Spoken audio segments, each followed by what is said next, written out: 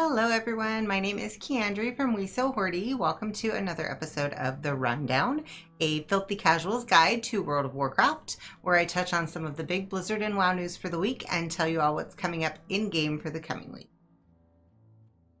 In Blizzard news this week, Tuesday was a bit of a struggle on the live servers. There were loads of server latency and disconnect issues that affected a large portion of the player base. And in a surprise twist that nobody expected, even Blizzard, the PvP Season 3 suddenly ended. Blizzard has confirmed that this was a massive bug and Season 3 was not supposed to end. They were able to deploy a hotfix to rectify the situation after a couple of days, and Season 3 is back underway.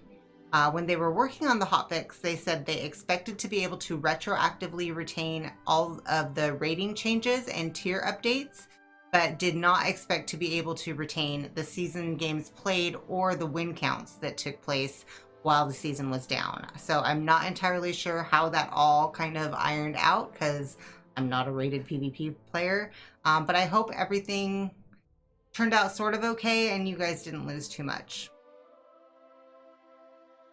We got previews of 4 new mounts coming in the mount patch this week, bringing the grand total to somewhere around 42,000.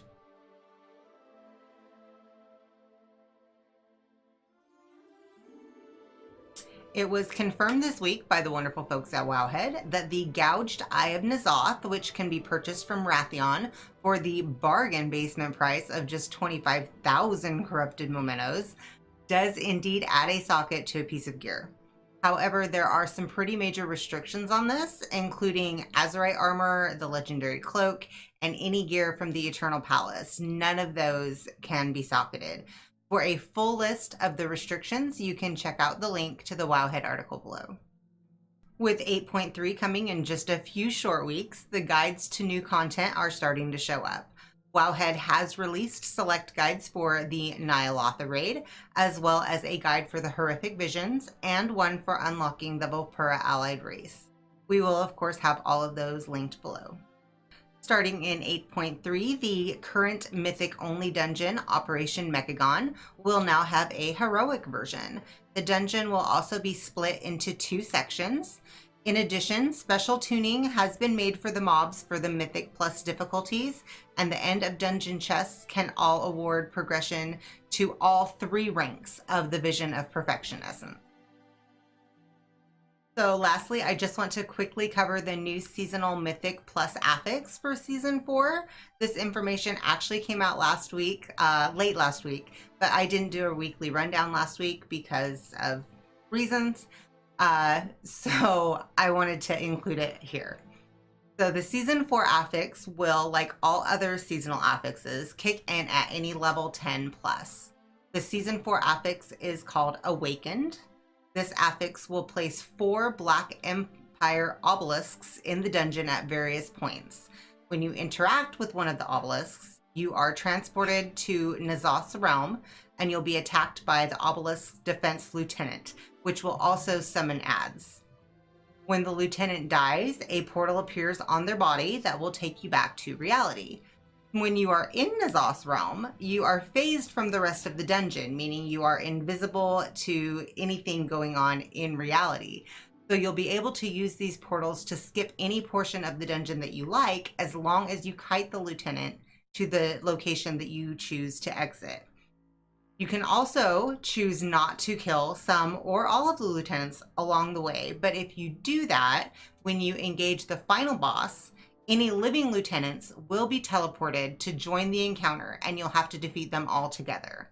The one benefit you do have of doing it that way is that the lieutenants that are summoned to the final encounter do not summon their adds. So I know that was kind of a long explanation for a quick overview, but it is kind of an involved mechanic. I think it sounds really interesting, and I think it has really interesting potential, especially in the Mythic Plus competitions. I'm really excited to see how some of the top tier teams will use this mechanic to perform some interesting skips in the dungeons.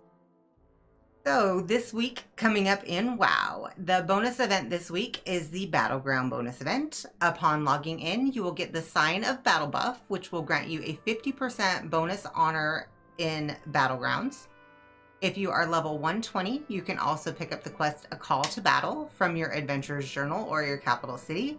Winning 4 Battleground matches will award you 5 Marks of Honor, 100 Conquest, and a good chunk of Azerite power. The PvP Brawl Gravity Lapse will be active this week, guys. Gravity Lapse is a really fun brawl that takes place in the Eye of the Storm battleground. Everything is normal, aside from the fact that every once in a while, on timed intervals, everyone gets tossed up into the air momentarily, and you don't necessarily come down in the same place that you went up. It adds a really unique and fun element to a pretty already crazy battleground. Don't forget that winning a brawl will complete the quest Something Different, which awards a cool 5 Marks of Honor, a Brawler's Footlocker, 200 Honor, and 65 Conquest.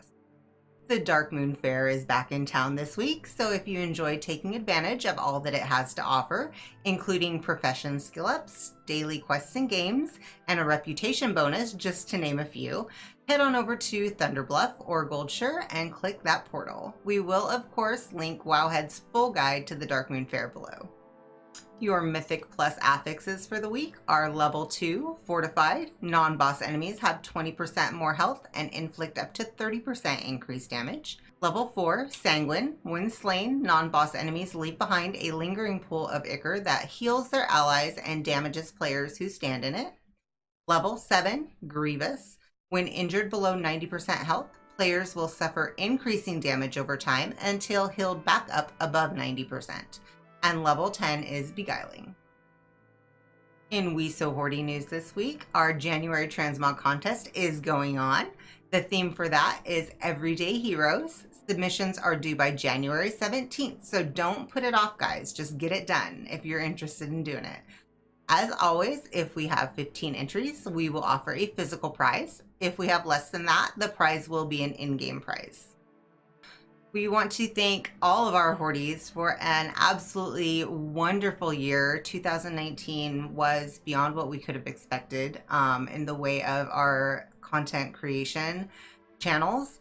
You guys have been there for us and with us, and we appreciate all of you guys.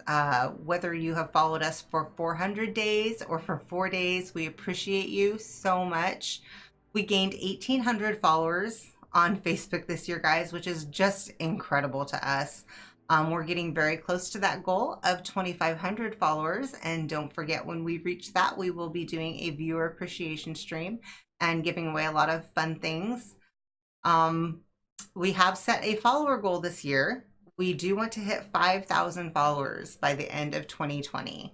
And we know that that's a lot, but we definitely feel like with you guys in our corner that we can make this happen if we all work together, because you guys are absolutely incredible. And we owe most of the growth that we've had to you guys and the way that you share our stuff and put it out there and promote us to your friends. And we just owe you guys so much, and we appreciate it.